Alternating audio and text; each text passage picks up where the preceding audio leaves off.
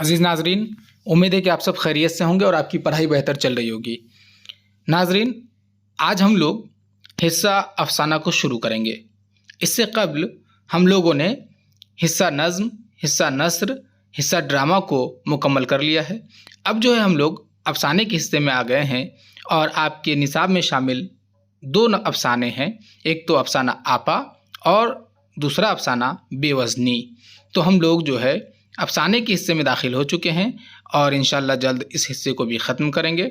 इस हिस्से से यानी कि अफ़साने के हिस्से से आपके इम्तिहान में 10 मार्क्स दिए जाते हैं। 5 मौरूज़ी सवाल पर मबनी और 5 तफसीली। तो नाज़रीन, ये 5 जो मौरूज़ी सवाल है ये दोनों अफ़साना से मिला के आता है, बेवज़नी और आपा से, और 5 जो तफसीली सवाल है वो दोनों ही अफ़सानों से लेकर के सवाल लिया जाता है और जिसमें से आपको एक ही तफसीली सवाल का जवाब देना होता है 5 नंबर के लिए, और 5 मौरूज़ी सवालात, कुल मिला के 10 नंबरात। मौरूज़ी सवालों के लिए हम लोग क़ीरत को देखेंगे, वज़ाहत को देखेंगे, ताकि जो 5 नंबर है उसमें मौरूज़ी सवाल में वो आप आसानी से हासिल कर सकें। तो हम लोग शुरू करेंगे सबसे पहले अफ़साना आपा से। तो नाज़रीन, आज हम लोग अफ़साना आपा की क़ीरत और वज़ाहत को देखेंगे। तो चलिए शुरू करते हैं आज की इस वीडियो को। अफ़साना आपा अज़ मुमताज़ मुफ्ती। जब कभी बैठे बिठाए मुझे आपा याद आती है तो मेरी आँखों के आगे एक छोटा सा बिलोरें दिया आ जाता है जो मध्यम लौ से जल रहा है। अफ़साना आपा अज़ मुमताज़ मुफ्ती। जब कभी बैठे बिठाए मुझे आपा याद आती है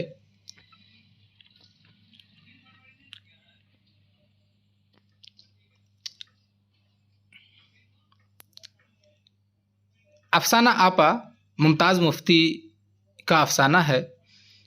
इसमें जो रावी है वो इसी अफ़साने का एक किरदार है। रावी से मुराद जो इस कहानी को बयान कर रहा है, तो रावी जो है वो इसी अफ़साने का एक किरदार है जो आगे आप देखेंगे तो बाद में आपको क्लियर हो जाएगा कि मुझे मेरी ऐसे लफ्ज़ों से क्या मुराद है।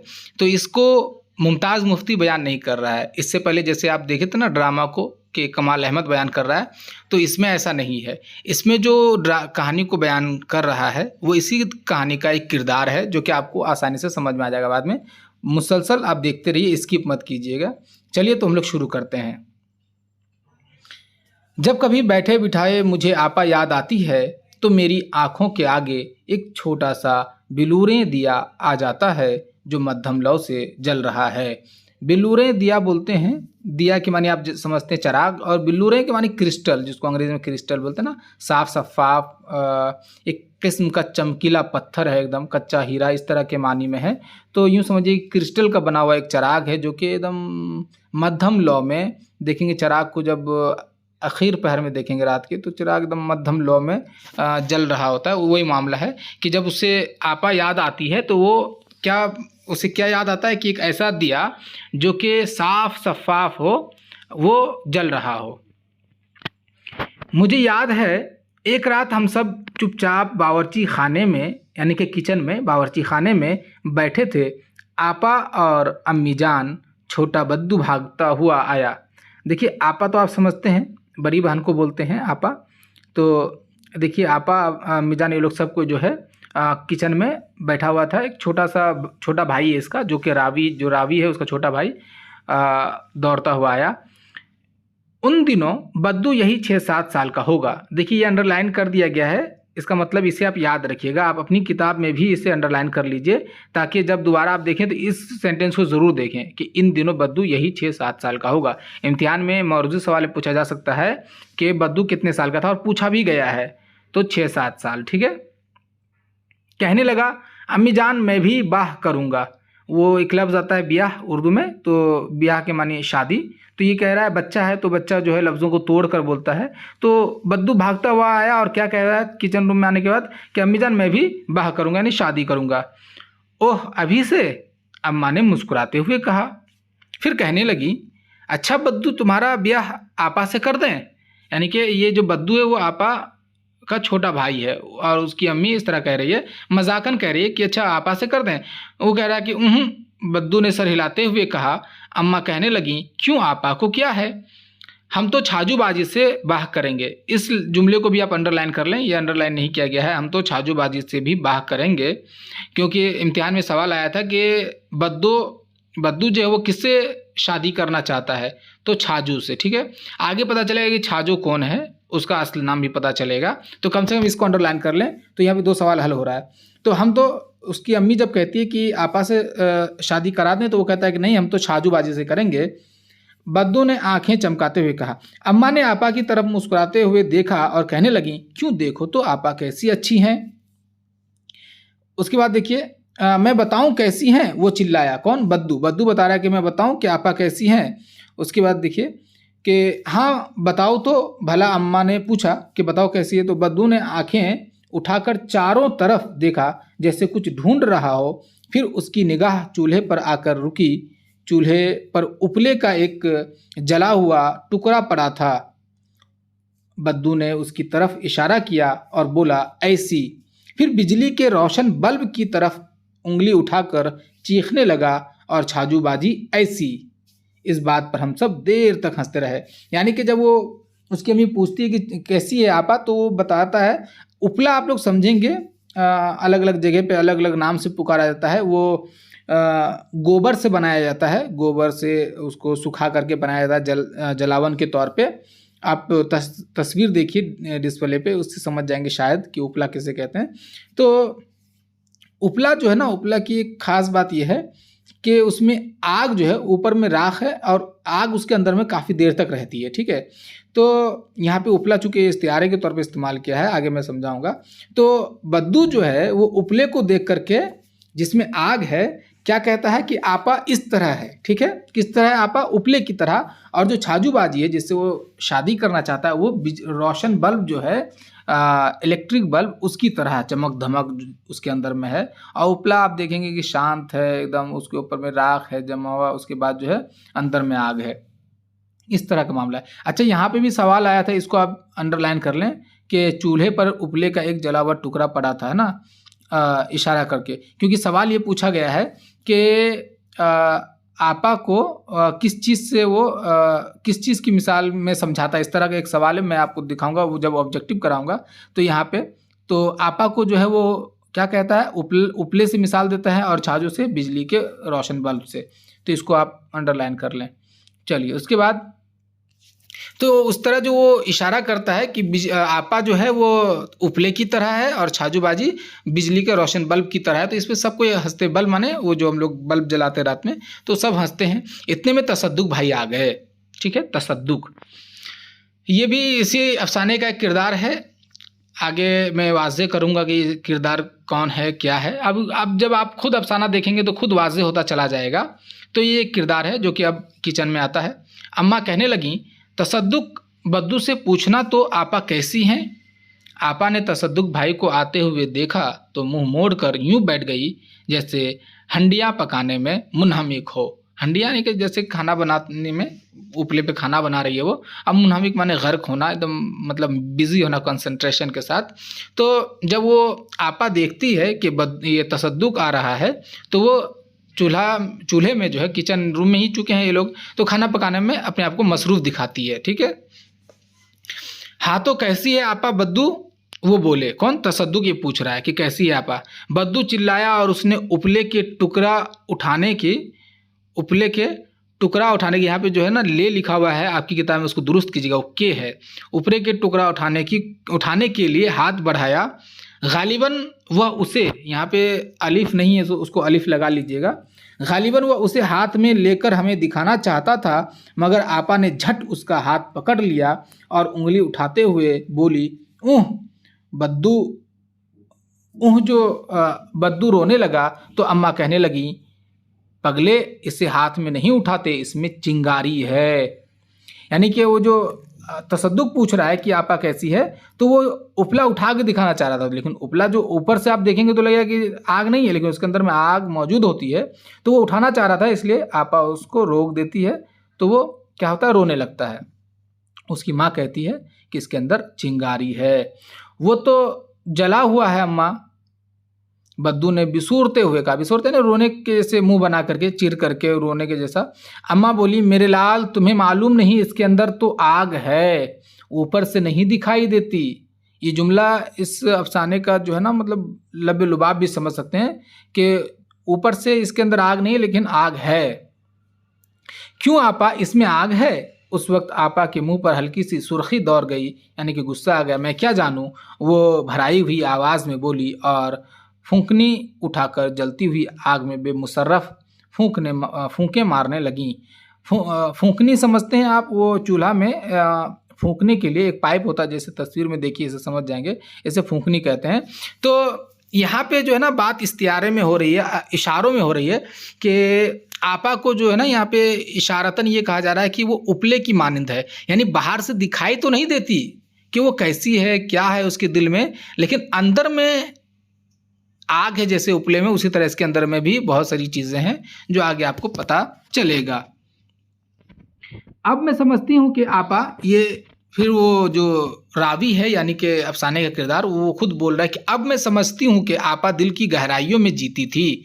ऊपर में आप देख रहे हैं कि बताया जा रहा था कि उसकी अम्मी कहती है कि इसमें आग है, दिखाई नहीं देती है। उसी तरह जो ये है आपा है, वो आप देखेंगे बहुत से इंसान ऐसे होते हैं जो खुलकर होते हैं, खुलकर जीते हैं एकदम, जो मन में आया वो बोल दिया, जो मन में आया वो कर लिया। लेकिन कुछ इंसान जो है किसी वजह से, शर्म से, हया से, या मजबूरी से, या उसका जो मिजाज है उस वजह से वो खुल करके सामने नहीं आता, वो जो चाहता है वो बोल नहीं पाता है, वो अपनी ख्वाहिशात को जाहिर नहीं कर पाता है। तो आपा जो है उसी तरह की एक लड़की है जो कि खुल करके बाहर नहीं आ पाती है, जो कि मतलब अंदर ही अंदर जीना होता ना, कि एक दुनिया अंदर ही बस जाती है। तो उस तरह की वो लड़की थी कि वो खुल करके नहीं जीती थी।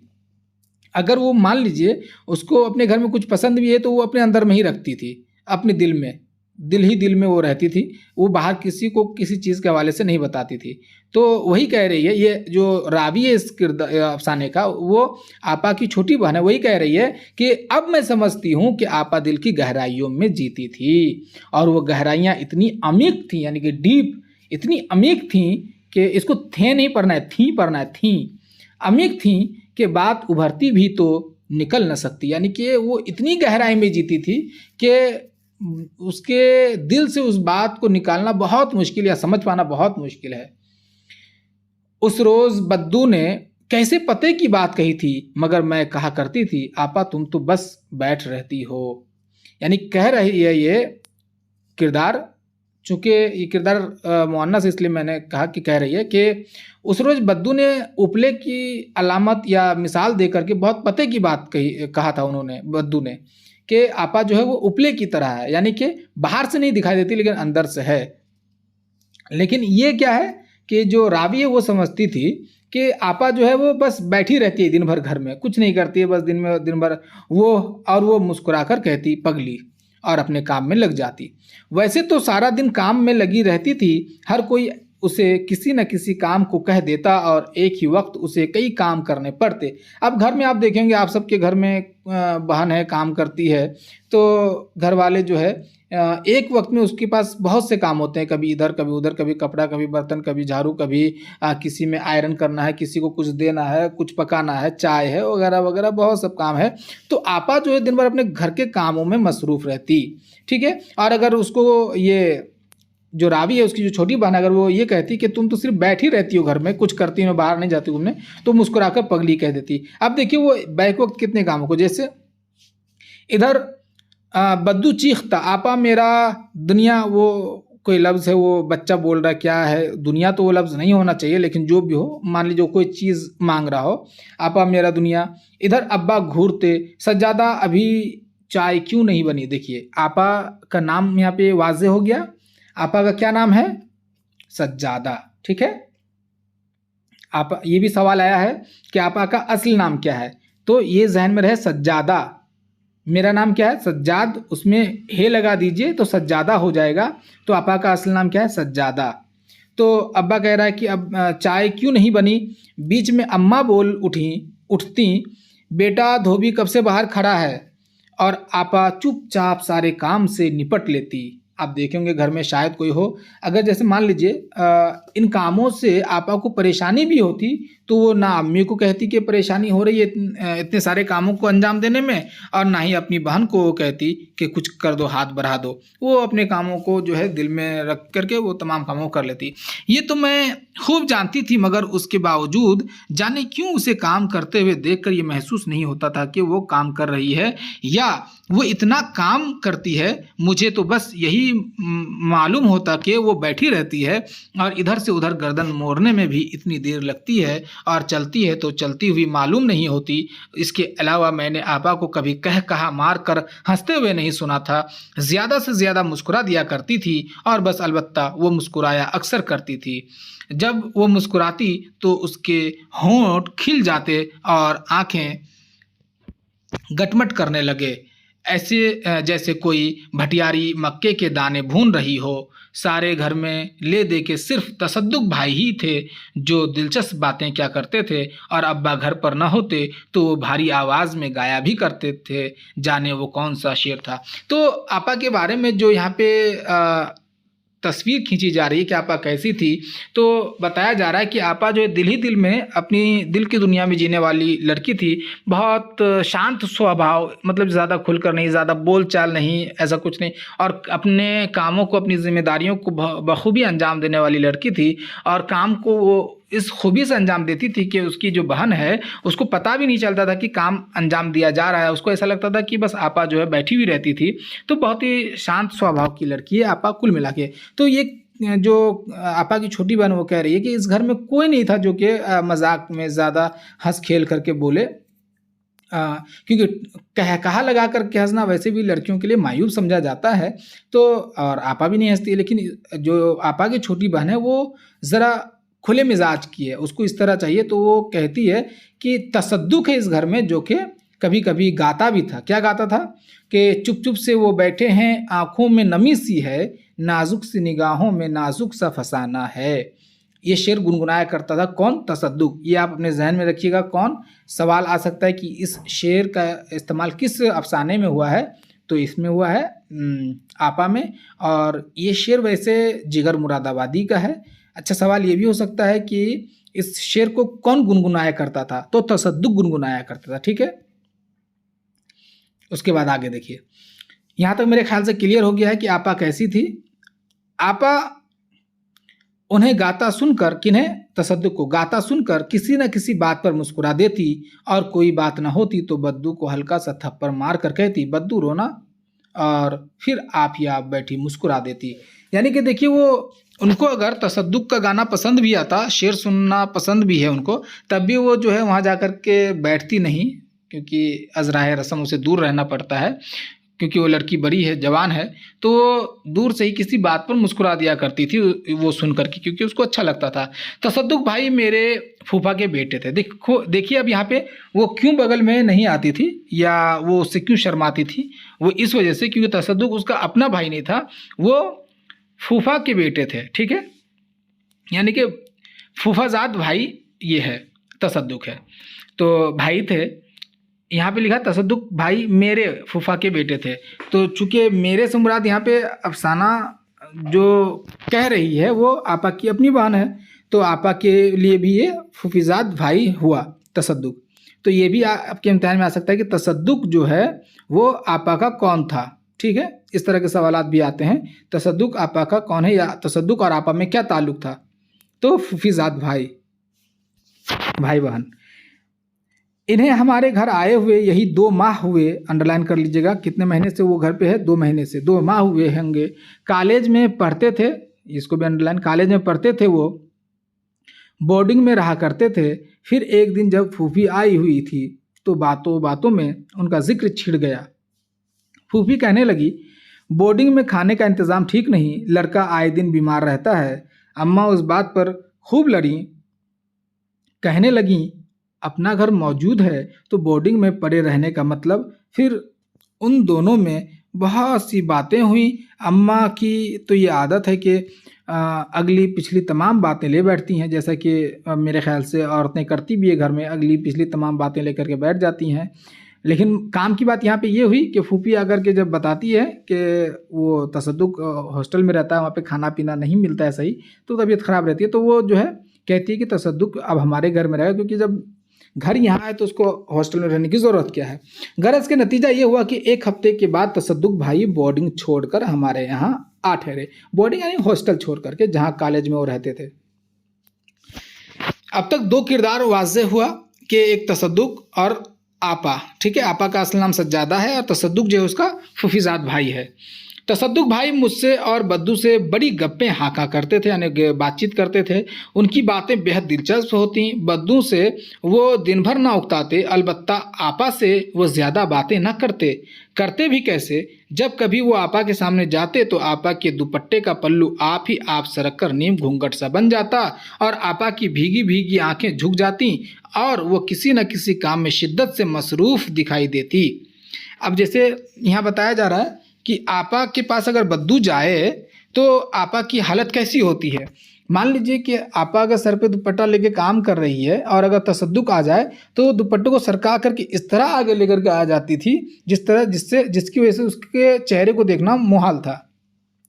और उसके बाद भीगी भीगी आंखें, यानी कि यहाँ पे दिखाया ये जा रहा है कि तसद्दुक को आपा पसंद करती हैं, लेकिन चूंकि वो लड़की बाहया है, उस लड़की के अंदर में शऊर है, अक्ल है, समझ है, वो लड़की जो है अपनी मोहब्बत का इजहार नहीं करती है, वो खुल कर के सामने नहीं आती, वो दूर दूर रहती है। ठीक है, तो वही है कि और जैसे आप मान लीजिए तसद्दुक आया तो घूंघट बना ली उसको, भीगी भीगी आंखें झुक जाती, यानी कि वो निगाहें उठा नहीं पाती है उसके सामने में, और किसी काम में शिद्दत से मसरूफ़ दिखाई देती है। यानी कि उससे बात करने से भी वो जो है, ये कैफियत है, जब किसी से मोहब्बत होने लगती है तो उसके सामने में खड़ा होना भी मुहाल होता है।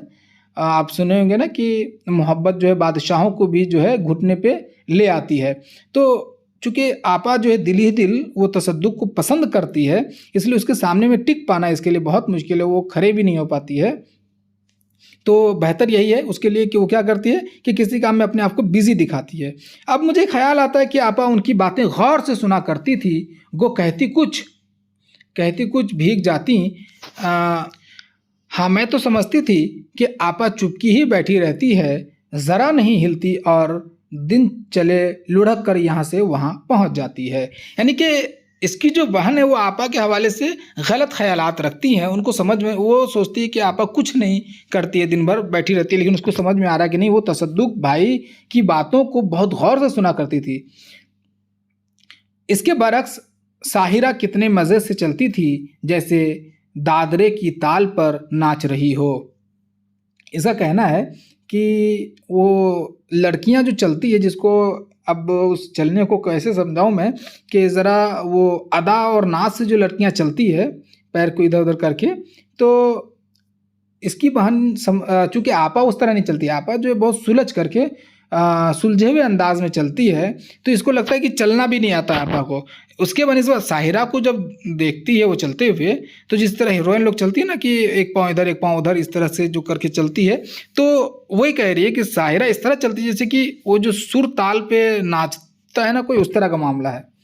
और अपनी खालाजाद बहन साजू बाजी को चलते देखकर तो मैं कभी ना उकताती। तो साजू जो है उसका असल नाम अभी आएगा। साजू कौन है? आपा की खालाजाद बहन है। ठीक है, साजू। ये वही साजू है जिसको शुरुआत में आपको याद होगा बद्दू कहा करता था छाजू, जिससे वो शादी करना चाहता था। छाजू, साजू, ठीक है ना, चूँकि बच्चा थोड़ा सा इधर उधर करके बोलता है इसलिए। चलिए, खालाजाद बहन है। जी चाहता था कि बाजी हमेशा मेरे पास रहे और चलती चलती इसी तरह गर्दन मोड़ कर पंजुम आवाज़ में कहे, हैं जी, क्यों जी, और उसकी काली काली आंखों के गोशे मुस्कुराने लगे। बाजी की बात मुझे कितनी प्यारी थी। यानी कि ये आपा को तो ज़्यादा पसंद नहीं करती है, क्योंकि आपा आपा का मिजाज और इसका मिजाज दोनों अलग है। लेकिन ये अपनी खालाजाद बहन साजू जो है साजूबाजी उसको लेकर के इनका मिजाज और ये आपा की बहन का मिजाज दोनों का एक जैसा मिजाज है, बहुत शौक चंचल नटखट मिजाज। तो इन दोनों में बहुत मज़ा आता है, लेकिन चूंकि आपा का मिजाज बहुत सुलझा हुआ है इसलिए उसकी बहन के साथ मेल नहीं खाता है, उसकी बहन उसके हवाले से सही नहीं सोच रही है। साहिरा और सुरैया हमारे पड़ोस में रहती थी। ठीक है, साहिरा और सुरैया कहाँ रहती थी? पड़ोस में। ये पड़ोसन है। दिन भर उनका मकान उनके कह-कहों से गूंजता रहता था जैसे मंदिर में घंटियां बज रही हों। बस मेरा जी चाहता कि उन्हीं के घर जा रहूं। चूँकि जो आपा की बहन है वो बहुत चंचल है, इस वजह से इन चीज़ों को पसंद करती है, कह कह लगाने को। लेकिन आप जानते हैं कि जवान लड़की अगर घर में कह कह लगाए खूब तो गैर जो है उसको मायूस समझते हैं। चंचल मिजाज वाले कहके को पसंद करते हैं। हमारे घर में रखा ही क्या था, एक बैठे रहने वाली आपा, एक ये करो वो करो वाली अम्मा और दिन भर हुक्के गुड़ करने वाले अब्बा। यानी कि इनको अपना घर पसंद नहीं, आपा की बहन को अपना घर पसंद नहीं, क्योंकि इस घर में ना कोई कहकहा लगाता है, ना कोई मजाक करता, ना कोई शौक अंदाज इंसान है। इसके बनिस्बत सुरैया और साहिरा के घर में दिन भर जो है कह कहे और मज़े और बोलते ना कि फ़न होता रहता है दिन भर, तो उनको अपना घर पसंद है। उस रोज़ मैंने अब्बा को अम्मी से कहते हुए सुना। सच तो ये है कि मुझे बेहद गुस्सा आया। किसको? आपा की बहन को। अब्बा कहने लगे, सज्जादा की माँ, मालूम होता है कि साहिरा के घर में बहुत बर्तन हैं। क्यों? अम्मा पूछने लगी। कहने लगे, बस तमाम दिन बर्तन ही बजते रहते हैं और कह लगते हैं जैसे मेला लगा हो। अम्मा तिनक कर बोली, यानी कि गुस्से में चढ़ा के नागों बोली, मुझे क्या मालूम, आप तो बस लोगों के घरों की तरफ कान लगाए बैठे रहते हैं। अब्बा कहने लगे, उफ, मेरा तो ये मतलब है कि जहाँ लड़की जवान हुई बर्तन बजने लगे। बाजार के उस मोड़ तक लोगों को खबर हो जाती है कि फलां घर में लड़की जवान हो चुकी है, मगर देखो ना हमारी सज्जादा में ये बात नहीं।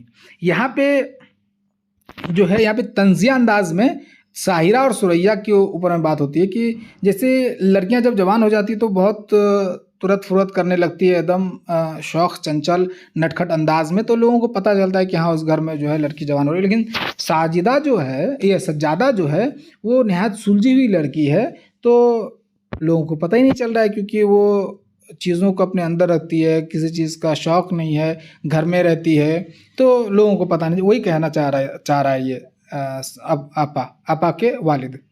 मैंने अब्बा की बात सुनी और मेरा दिल खोलने लगा।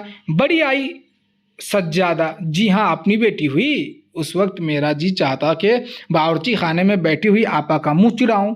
यानी कि जैसे होता ना कि जब हम लोग कुछ नहीं कर पाते तो मुंह बनाते हैं, मुंह बना करके चिढ़ाना चाहते, वही। इस बात पर मैंने दिन भर खाना नहीं खाया। किस बात पर? जो आपा की जो तारीफ की है अब्बा, उसी बात पर दिन भर ये खाना नहीं खाई और दिल ही दिल में खौलती रही। यानी कि दिल ही दिल सोचती रही कि अच्छा आपा ऐसी क्यों है, आपा की तारीफ क्यों अब्बा करते हैं वगैरह वगैरह। अब्बा जानते ही क्या है, बस हुक्का लिया और गुड़ किया, या ज़्यादा से ज़्यादा किताब खोलकर बैठ गए और मटमट ना थी। तो भाई साहब भी बद्दों से आपा के मुतालिक पूछते रहते, लेकिन सिर्फ उसी वक्त जब वो दोनों, अच्छा पेज 950, ये वही है ना, हाँ। तो ये आपा की जो तारीफ कर दी है उनके वालिद, तो उस पर वो दिन भर खाना नहीं खाई। देख लीजिए क्यों गुस्सा आ गया, क्योंकि साहिरा और सुरैया की बेइज्जती की ना, इस वजह से। तो कह रहे कि भाई साहब भी बद्दू से आपा के मुतालिक पूछते रहते, लेकिन सिर्फ उसी वक्त जब वो दोनों अकेले होते। यानी कि जो ये है तसद्दुक, वो भी बद्दू से आपा के बारे में जैसे क्या पूछता है, बद्दू तुम्हारी आपा क्या कर रही है? वो आपा है, आपा क्या कर रही है? तो ये आपा, बद्दू लापरवाही से दोहराता, आपा बैठी है, बुलाऊं? भाई साहब घबरा कर कहते, नहीं नहीं, अच्छा बद्दू आज तुम्हें ये देखो इस तरफ तुम्हें दिखाएं। और जब बद्दू का ध्यान इधर उधर हो जाता तो मध्यम आवाज़ में कहते, अरे यार तुम तो मुफ्त के ढिंढोरा हो, यानी कि ढोल पीटने वाला ढिंढोरा हो। बद्दू चीख उठता, क्या हूँ मैं? इस पर वो मेज़ बजाने लगते, मेज़ पे ढक ढक ढक मारने लगते, डगमग ढिंढोरा, यानी ये ढिंढोरा है। देखा, जैसे ढोल भी कहते हैं, डगमग डगमग डगमग, समझे। और आपा अक्सर चलते चलते उनके दरवाजे पर ठहर जाती और उनकी बातें सुनती रहती और फिर चूल्हे के पास बैठकर आप ही आप मुस्कुराती। यानी कि वो जो तसद्दुक और बद्दू जो गुफ्तगू करता है, उन गुफ्तगुओं को सुन करके चूल्हे के पास जा करके खुद से वो दोहराती है दिल में और मुस्कुराती है, अपने आप में जीती है। क्योंकि उस वक्त उसके सर से दुपट्टा सरक जाता, बालों की लट फैलकर गालों पर आ गिरती और वो भीगी भीगी आंखों में चूल्हे के नाचते हुए शोलों की तरह झूमती। यानी कि अब वो जो है उस वक्त अलग दुनिया में खो जाती। यानी कि जैसे क्या होता है ना कि जब हम लोग जो चीज़ हमारे लिए अजीज़ है, जिससे मोहब्बत होती है, जब उसके बारे में हम लोग सोचते हैं तो एक अलग जो है कैफियत तारी हो जाती है हमारे ऊपर में। तो वही है कि उस वक्त जो है उसके सर से दुपट्टा अपने आप जो है सरक जाता है, जबकि वो दुपट्टा हमेशा घर में रखती है। और लट जो है, बालों की लट, लड़कियां लट निकालती है बालों से, तो वो जो है गाल पर आ गिरती और जो है ऐसा लगता है कि शोलों में नाच रही है। जिस तरह शोलों में नाचती है ना, आग में शोले नाचते हैं, उसी तरह खुशियों में वो नाचने लगती है। दिल ही दिल आपा के होंठ यूं हिलते गोया गा रही हो, मगर अल्फाज सुनाई न देते। ऐसे में अगर अम्मा अब्बा बावर्ची खाने में आ जाते तो वो ठुटक कर यूं अपना दुपट्टा बाल और आंखें संभालती, गोया किसी बेतकल्लुफ महफिल में कोई बेगाना आ घुसा हो। यानी कि अगर उसकी अम्मी या अब्बा कोई भी आ जाए बावर्ची खाने में तो तुरंत जो है फिर उस दुनिया से बाहर आ जाती है, अपने दिल की दुनिया से बाहर आ जाती है और संभालने लगती है अपने आप को, दुपट्टा रख लेती है सर पे। एक दिन मैं, आपा और अम्मा बाहर सहन में बैठी थीं। सहन यानी कि आंगन में, सहन में बैठी थीं। उस वक्त भाई साहब अंदर अपने कमरे में बद्दू से बातें कर रहे थे। मेरा ख्याल है कि भाई साहब को ये मालूम न था कि हम बाहर बैठे हुए उनकी बातें सुन रहे हैं। भाई साहब बद्दू से कह रहे थे, मेरे यार, हम तो उससे बाह करेंगे जो हमसे अंग्रेज़ी में बातें कर सके, किताबें पढ़ सके, शतरंज, कैरम और चिड़िया खेल सके। चिड़िया जानते हो, वो गोल गोल परों वाला गेंद बल्ले से, और सबसे ज़रूरी बात ये कि हमें मज़ेदार खाना पका कर खिला सके, समझे। यानी कि जब आपा, उसकी बहन और उसकी माँ जो है सहन में बैठी हुई थी और तसद्दुक कोई पता नहीं था, तो बद्दू से बात कर रहा था कि हम जिससे शादी करेंगे उस लड़की के अंदर में ये सब चीज़ें हों, ये खेलना वगैरह, मजाकन बातें ये सब। बद्दू बोला, हम तो छाजोबाजी से बाह करेंगे, वही छाजो जो शुरू में कहता है। ओह, भाई साहब ने कहा। बद्दू चीखने लगा, मैं जानता हूँ तुम आपा से बाह करोगे। देखिए, बच्चा जानता है तो बच्चा कह बैठा, बद्दू कह बैठा कि मैं जानता हूँ तुम किससे, आपा से ब्याह करोगे। उस वक्त अम्मा ने मुस्कुराकर आपा की तरफ देखा, मगर आपा अपने पाँव के अंगूठे का नाखून तोड़ने में इस कदर मसरूफ़ थी जिसे खबर ही ना हो। यानी कि जब ये बात बद्दू कहता है कि मुझे पता है तुम आपा से शादी करोगे, तो उसकी माँ सुनती है और वो मुस्कुरा करके आपा को देखती है। इसका मतलब ये है कि उसकी माँ भी चाहती है कि आपा की शादी जो है वो तसद्दुक से हो, ये मतलब है। लेकिन आपा जो है नाखून तोड़ने में मसरूफ़ थी। बहरहाल अंदर भाई साहब कह रहे थे, वाह, तुम्हारी आपा फिरनी पकाती है तो उसमें पूरी तरह शक्कर नहीं डालती, बिल्कुल फीकी, आख थू। यानी कि वो मजाक में इस तरह की बातें चल रही बद्दू से, कह रही कि फिरनी जो है वो आप जानते हैं मीठी चीज़ है ये। तो बोल रहा है तसद्दुक कि फिरनी बनाती है तो मीठी नहीं है, वो फीकी, क्योंकि अब्बा जो है फीकी फिरनी खाते हैं।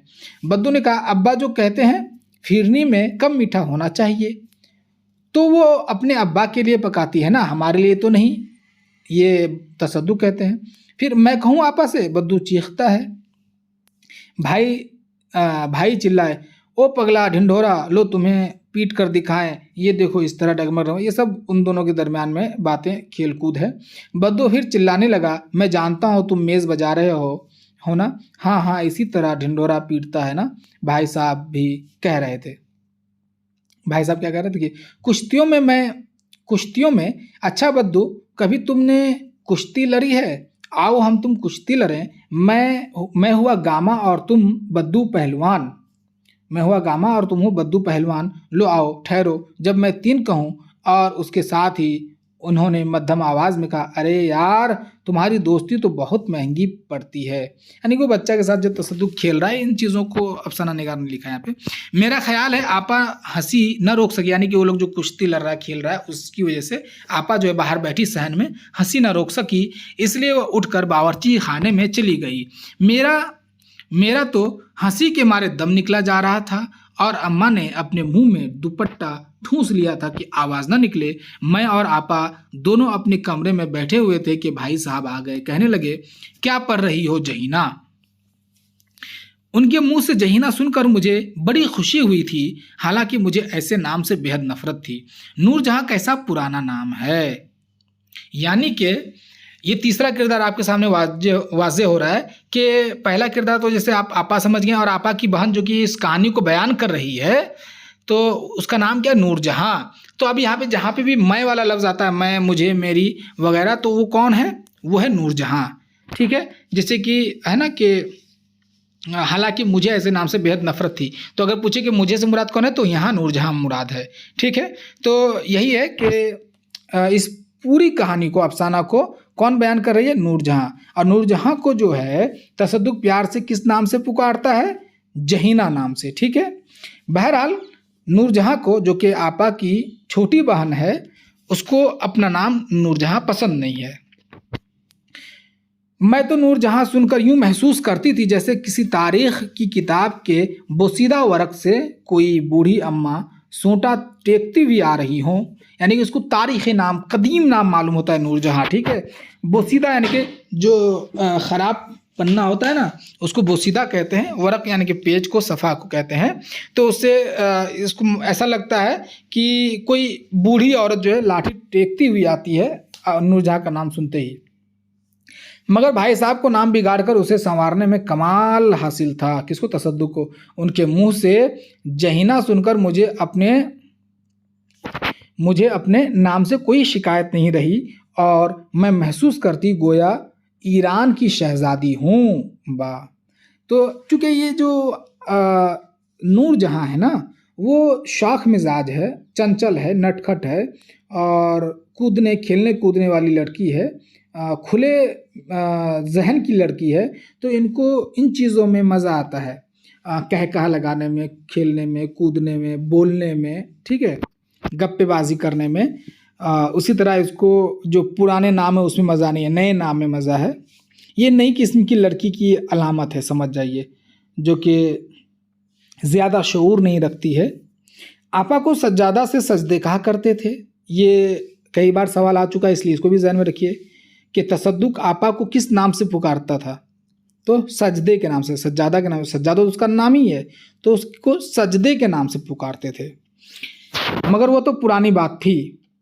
यानी कि पहले जब आपा जब छोटी थी, सज्जादा, तो उसको सजदे के नाम से पुकारते थे तसद्दुक, और नूरजहां को जहीना के नाम से। मगर वो तो पुरानी बात थी जब आपा छोटी थी। अब तो भाईजान उसे सजदे कहते, बल्कि उसका पूरा नाम तक लेने से घबराते थे, क्योंकि दोनों के दिल में एक दूसरे के लिए कुछ ना कुछ बातें हैं, इसलिए। खैर, मैंने जवाब दिया, स्कूल का काम कर रही हूँ। यानी कि जब तसद्दुक उससे पूछता है कि क्या कर रही हो जहीना, तो उसका जवाब अब आ रहा है कि स्कूल का काम कर रही हूँ। पूछने लगे, तुमने कोई बर्नार्ड शाह, अच्छा ये भी आ सकता है कि जहीना किस इदारे में पढ़ती है, कि स्कूल, कॉलेज, यूनिवर्सिटी वगैरह, तो स्कूल में। पूछने लगे, तुमने कोई बर्नार्ड शाह की किताब पढ़ी है? मैंने कहा, नहीं। उन्होंने मेरे और आपा के दरमियान दीवार पर लटकी हुई घड़ी की तरफ देखते हुए कहा, तुम्हारी आपा ने हार्ट ब्रेक हाउस पढ़ी होगी। यानी कि इनडायरेक्ट बात, चूँकि आपा वहाँ पे, लेकिन बात जहीना से, नूरजहां से हो रही है कि हार्ट ब्रेक हाउस, अंग्रेज़ी लफ्ज़ है हार्ट ब्रेक हाउस पढ़ी होगी। ये बर्नार्ड शाह की किताब है। वो कनखियों से आपा की तरफ देख रहे थे। कौन? तसद्दुक। आपा ने आंखें उठाए बगैर ही सर हिला दिया और मध्यम आवाज़ में कहा, नहीं, और स्वेटर बुनने में लगी रही।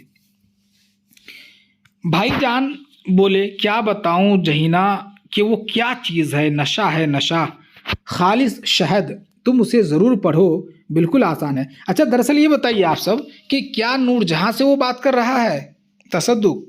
नहीं, वो बात आपा से कर रहा है, लेकिन आपा से चूँकि खुल के वो बात कर नहीं सकता है, इसलिए वो जो है नूरजहां को वो ज़रिया बनाया हुआ है बात करने के लिए। वो जो कह रहा है कि ये कह रहा है कि ये किताब ज़रूर पढ़ो, वो दरअसल आपा से कहना चाह रहा है, वो नूरजहाँ से नहीं।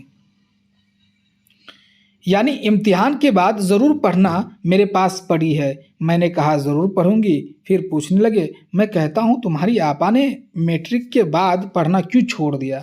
तो आपा कहाँ तक पढ़ी है? मैट्रिक तक। इसको ज़हन में रखिएगा, इसको अंडरलाइन कर लीजिए, ठीक है? मैट्रिक तक, यानी कि 10वीं तक। मैंने चिढ़कर कहा, मुझे क्या मालूम, आप खुद ही पूछ लीजिए। हालांकि मुझे अच्छी तरह मालूम था कि आपा ने कॉलेज में जाने से क्यों इनकार किया था। कहती थी, मेरा कॉलेज जाने को जी नहीं चाहता, वहाँ लड़कियों को देखकर ऐसा मालूम होता है गोया कोई नुमाइशगाह हो। दर्सगाह तो मालूम ही नहीं होती, जैसे मुताले के बहाने मेला लगा हो। मुझे आपा की ये बात बुरी लगी थी। मैं जानती थी कि वो घर में बैठ रहने के लिए कॉलेज जाना नहीं चाहती है। बड़ी आई थी नुक्ताचीन। यानी कि आपा मैट्रिक के बाद इसलिए नहीं गई पढ़ने के लिए क्योंकि उसको लगता था, जैसे आप कॉलेजों में जाएंगे जब देखेंगे कि वहाँ पे नुमाइश जो है ना बहुत बढ़ चढ़ करके सामने आती है। दर्सगाह के बजाय जो है वो नुमाइशगाह ज़्यादा है। हकीकत में मैंने पहले ही कहा कि नूरजहाँ जो है वो मॉडर्न लड़की की अलामत है और जो आपा है वो क्लासिकी लड़की की अलामत है। तो यहाँ पे उस चीज़ को दिखाया गया। तो आपा जो है नहीं जाती है कॉलेजों में क्योंकि कॉलेजों में जो है ना उड़ियानियत बहुत ज़्यादा है, वहाँ पे नुमाइशी लड़कियाँ ज़्यादा हैं, तो आपा उसको पसंद नहीं करती है। और जहाँ तो पसंद करती करेगी क्योंकि वो मॉडर्न है।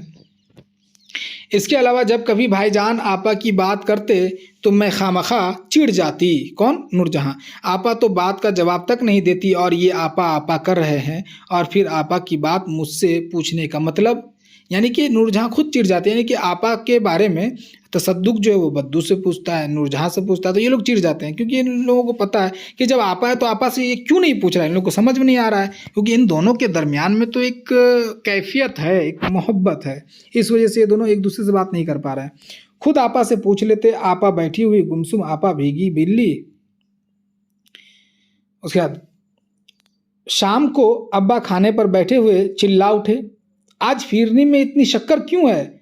कंध से होंठ चिपके जाते हैं। सज्जादा सज्जादा बेटी, क्या खांद इतनी सस्ती हो गई है? एक लुकमा निगलना भी मुश्किल है। आपा की भीगी भीगी आंखें झूम रही थीं। हालांकि जब कभी अब्बाजान खफा होते तो आपा का रंग जर्द पड़ जाता, मगर उस वक्त इसके गाल टमटमा रहे थे। कहने लगी, शायद ज़्यादा पड़ गई हो। यानी कि याद हो आपको कि आप ये तसद्दुक जो है बद्दू से कह रहा था, मुझे जो है फीकी फिरनी पसंद नहीं है। इसीलिए इन्होंने क्या किया कि हालांकि इनके वालिद को फीकी फिरनी पसंद है, लेकिन इन्होंने क्या किया, फीकी मीट इसमें जो है फिरनी में शक्कर की मिकदार को बढ़ा दिया। तो जाहिर सी बात है अब्बा को तो बुरा लगेगा कि भाई मुझे तो फीकी फिरनी पसंद है, वो चिल्ला उठे। तो पहले क्या होता था कि अगर अब्बा चिल्लाए किसी बात तो ये खफा होए तो ये जो है ना डर जाती थी, जर्द पड़ जाती थी। लेकिन इस बार जो है वो झूम रही थी खुशी में। उसको इस बात का मलाल नहीं था कि अब्बा डांटेंगे, उसको इस बात की खुशी थी कि तसद्दुक को पसंद आएगी। मामला ये है, मोहब्बत का मामला इस तरह है। तो आपा जब उनको बुलाए तो वो खुशी में झूमते हुए अंदर ही अंदर झूमते हुए बोले, क्या बोली कि शायद ज़्यादा पड़ गई हो। ये कहकर तो वो बावर्ची खाने में चली गई और मैं दांत पीस रही थी। शायद, क्या खूब शायद, यानी कि इसको तो पता है कि ये तसद्दुक के लिए शक्कर की मिकदार को बढ़ाई है इन्होंने। इधर अब्बा बदस्तूर बड़बड़ा रहे थे, 4-5 दिन से देख रहा हूँ फिरनी में कंद यानी कि शक्कर मीठी चीज़ कंद बढ़ती जा रही है। सहन से अम्मा दौड़ी आई और आते ही अब्बा पर बरस पड़ी जैसे उनकी आदत है। आप तो नाहक बिगड़ते हैं, आप हल्का मीठा पसंद करते हैं तो क्या बाकी लोग भी कम मीठा खाएं? अल्लाह रखे घर में जवान लड़का है, उसका तो ख्याल रखना चाहिए। अब्बा को जान छुड़ानी मुश्किल हो गई, यानी कि उसकी अम्मी डांट लगा दी, अच्छे से क्लास ले ली अच्छे से। और ये बात मुझे बता दिया होता तो मैं कहता हूँ सज्जादा की माँ। और वो दोनों खुसुर फुसुर करने लगे। उसके बाद यानी कि अम्मी डांटते डांटते फिर बताई कि भाई उस दिन चूंकि ये भी सुनी थी ना कि तसद्दुक को पसंद नहीं है, तो उसके अब्बा जो है फिर शांत हो गए और फिर खुसुर फुसुर करने लगा। खुसुर फुसुर में वही बात होगी कि जो आपा है उसकी शादी के बारे में क्या सोचेंगे। तो नाजरीन यहीं तक रखते हैं।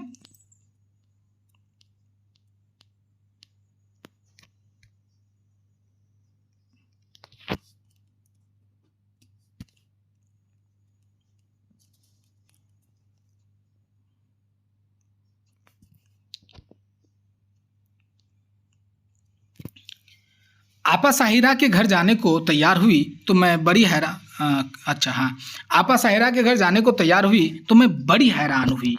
आपा उससे मिलना तो क्या बात करना तक पसंद नहीं करती थी, बल्कि उसके नाम पर ही नाग भौं चढ़ाया करती थी।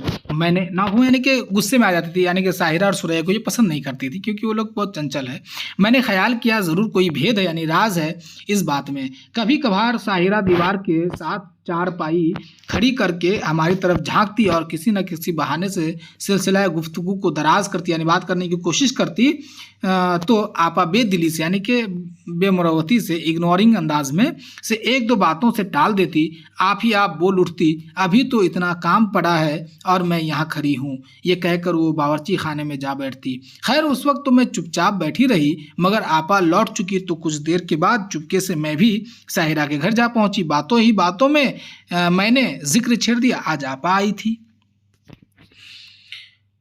साहिरा ने नाखून पर पालिश लगाते हुए, नाखून पालिश जिसको बोलते हैं, लगाते हुए कहा, हाँ कोई किताब मंगवाने को कह गई हैं, जाने क्या नाम है उसका। हाँ, हार्ट ब्रेक हाउस। यानी कि जो तसद्दुक ने उस दिन कहा था कि हार्ट ब्रेक हाउस पर बहुत अच्छी किताब है, नशा है, तो वो साहिरा के पास इसलिए जाती है। क्यों जाती है? वो किताब मंगवाने के लिए जाती है, हार्ट ब्रेक हाउस।